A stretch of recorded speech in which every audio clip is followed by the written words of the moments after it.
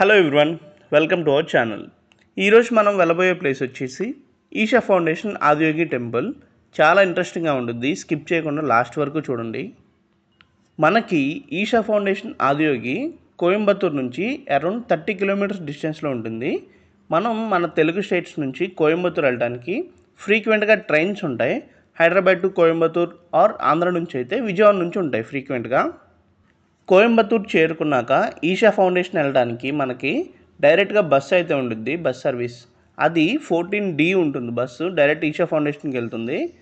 మేము వెళ్ళినప్పుడైతే full rush ఉన్నారు, 2 hours delay ఉంది బస్సు. చాలా రష్ ఉండడం వల్ల మేమైతే క్యాబ్ తీసుకున్నాం. క్యాబ్కి వచ్చేసి 900 వరకు ఛార్జ్ చేశారు. బై బస్ అయితే అరౌండ్ 1.5 hour పడుతుంది. మేము క్యాబ్లో వచ్చాం కాబట్టి 40 minutesలో రీచ్ అయిపోయాం ఇక్కడికి. మేము అరౌండ్ 3 o'clock కల్లా రీచ్ అయిపోయాం. మేము ఈవినింగ్ జరిగే లేజర్ షో కూడా మిస్ అవ్వకూడదని దాన్ని కూడా ప్లాన్ చేసుకొని వెళ్ళామన్నమాట. అందరూ ఆదియోగి అంటే ఒక్క స్టాచ్యూ అనుకుంటారు, కానీ కాదండి. లోపల ఇంకా చాలా చాలా ప్రెషియస్ ఉన్నాయి అనమాట. ఆ వెంట నేను చూపిస్తా చూడండి. మనకి దిగగానే ఇలా సర్పవాసం నుంచి లోపలికి టెంపుల్కి వే ఉండిద్ది. దానిలోకి మొబైల్స్ ఎలా ఉండదు, మనం అక్కడ డిపాజిట్ చేసి వెళ్ళాలి మొబైల్స్. డిపాజిట్ కౌంటర్లో ఎటువంటి మనీ పే చేయవసరం లేదు, అవైతే మనకు ఫ్రీ అనమాట. మన మొబైల్స్ అలాగే ఇంకేమైనా వాల్యుబుల్స్ ఉంటే మనం అందులో డిపాజిట్ చేసుకొని టోకెన్ తీసుకొని సర్పవాసం నుంచి లోపలికి వెళ్ళాలి. సర్పవాసం నుంచి లోపలికి వెళ్ళిన తర్వాత మన చెప్పులు కూడా అక్కడ డిపాజిట్ చేయాలండి. వాటికి కూడా ఫ్రీయే, ఎటువంటి మనీ పే చేయవసరం లేదు. టోకెన్ తీసుకొని మనం లోపలికి వెళ్తే మనకి ఫస్ట్ సూర్యకుండ అని ఒకటి వస్తుంది. అదేంటంటే పెద్ద ఏరియాలో వాటర్ పూల్ చేసి దాంట్లో శివలింగాలు కూడా ఉంటాయి. మెన్స్ బాత్ చేయడానికి ఇలా అరేంజ్ చేశారు. దీన్ని సూర్యకుండ అంటారు. ఎవరైనా అక్కడ బాత్ చేయాలంటే అక్కడ మనం లోపలికి వెళ్ళి అక్కడ క్లోత్స్ ఇస్తారు, అవి వేసుకొని బాత్ చేయొచ్చు మెన్స్. అలానే లేడీస్కి కూడా సేమ్ ఇలానే ఉంటుంది. దాని పేరు వచ్చేసి చంద్రకుండ. ఈ చంద్రకుండలో లేడీస్ ఎవరన్నా బాత్ చేయాలనుకుంటే చేసుకోవచ్చు. జెంట్స్ అయితే సూర్యకుండ, ఉమెన్స్ అయితే చంద్రకుండ, ఇలా ఉంటుందన్నమాట. అలా బాతింగ్ కంప్లీట్ చేసిన తర్వాత మనం నెక్స్ట్ విజిట్ చేయబోయేది వచ్చేసి లింగ భైరవి అనే టెంపుల్ ఉంటుంది లోపల. అది విజిట్ చేయొచ్చు. లోపలికి వెళ్ళి మనం దండం పెట్టుకొని రావచ్చు. మనకి ఈషా ఫౌండేషన్ టెంపుల్స్ లోపల అసలు చాలా సైలెంట్గా ఉండాలి. ఎవ్వరూ అనవసరంగా మాట్లాడటం కానీ సౌండ్ చేయటం కానీ అలా ఏం ఉండకూడదు. అది మాత్రం గుర్తుపెట్టుకోండి మేజర్గా. లింగ భైరవి దర్శనం అవ్వగానే నెక్స్ట్ మనం వెళ్ళింది ధ్యానలింగానికి. ధ్యానలింగం లోపల మనం మెడిటేషన్ చేసుకోవచ్చు. అసలు పిన్ డ్రాప్ సైలెన్స్ ఉంటుంది లోపల, ఒక్క మాట కూడా వినపడదు. అలా ఓన్లీ శివలింగం పెద్దగా మన ముందు ఉంటుంది.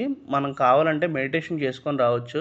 మేమైతే ట్రై చేసాం, మీరు కూడా చేయండి. One of the best experience ఇదైతే. ఇవి కంప్లీట్ చేసుకొని మేము ఇంకా ఆదియోగి స్టాచ్యూ దగ్గరికి వెళ్ళాలని స్టార్ట్ అయిపోయాం. ముందుగా మనం డిపాజిట్ చేసిన మన మొబైల్స్ కలెక్ట్ చేసుకొని ఆదియోగి స్టాచ్యూ దగ్గరికి అయితే స్టార్ట్ అయిపోయాం. ఇక్కడ నుంచి మనం ఆదియోగికి వెళ్ళాలంటే అరౌండ్ 300 meters ఉంటుంది. మనం నడుచుకుంటూ వెళ్ళొచ్చు, లేకపోతే ఇక్కడ ఎద్దుల బండి సౌకర్యం కూడా ఉంటుంది. అది వచ్చేసి పర్ హెడ్కి 20 rupees ఛార్జ్ చేశారు. మనం వెళ్ళే దారంతా మనకి ఫుడ్ తినడానికి, అలానే కూల్ డ్రింక్స్ అలా షాప్స్ చాలా ఉంటాయి వెళ్ళే దారంతా. మనకి ఓన్ వెహికల్లో వెళ్ళే వాళ్ళకి ఒక పెద్ద భయం ఉంటుంది, పార్కింగ్ స్పేస్ ఉంటుందా అని. ఏం భయపడ అవసరం లేదు, చాలా పెద్ద పార్కింగ్ ఏరియా ఉంటుంది. కార్స్ అవ్వచ్చు, బస్సెస్ అవ్వచ్చు, ఇంకేదైనా అవ్వచ్చు. పార్కింగ్ గురించి ఏం టెన్షన్ పడకండి, చాలా పెద్ద ఏరియా ఉంటుంది. ఇదిగోండి, మొత్తానికి మన ఎడ్ల బండి మీద అయితే మన జర్నీ స్టార్ట్ అయిపోయింది. మెల్లగా వెళ్ళి మనం అక్కడ ఆదియోగిని అయితే చూసాం అనమాట. ఇదిగో కనిపిస్తుంది కదా మీ ముందున్నదే ఆదియోగి స్టాచ్యూ. ఇది మనకి 112 feet హైట్లో కట్టారు దీన్ని. ఇంత పెద్ద విగ్రహాన్ని చూడటానికి కూడా అసలు 2 కళ్ళు సరిపోవు అనమాట. అసలు మంచి ఎక్స్పీరియన్స్ అవుతుంది. అలానే మనకి ఆదియోగి స్టాచ్యూ ముందే చిన్న శివాలయం గుడి ఉండిద్ది, దాన్ని కూడా దర్శించుకోండి. అండ్ మేము మెయిన్గా వచ్చిన లేజర్ షో కూడా స్టార్ట్ అయిపోయింది. అసలు లేజర్ షో చూడటానికి అయితే అసలు అబ్బా కళ్ళు సరిపోలేదు. అంజీ సినిమాలో శివుని లైవ్లో చూసినట్లు అనిపించింది బాగా. 7:15 నుంచి 7:30 లోపల లేజర్ షో స్టార్ట్ అవుతుంది. మనకి డైలీ ఉండిద్ది ఇది ఈవినింగ్ టైంలో. అండ్ ఇది 20 minutes వరకు సాగుతుంది కంటిన్యూగా. ఇదైతే one of the best experience అని చెప్పాలి.